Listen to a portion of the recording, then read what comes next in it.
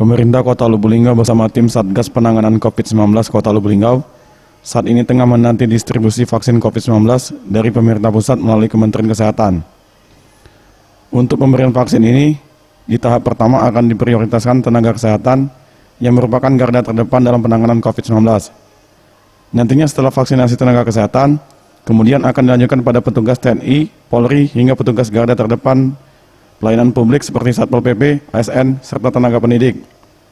Terkait jumlah tenaga kesehatan di Kota Lubuk Linggau yang akan diberikan vaksin, Wali Kota Lubuk Linggau mengaku belum mengetahui jumlah pastinya.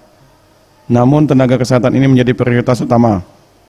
Diprioritaskan untuk tenaga medis dulu, karena yang masuk Indonesia juga baru sebagian kecil, ya.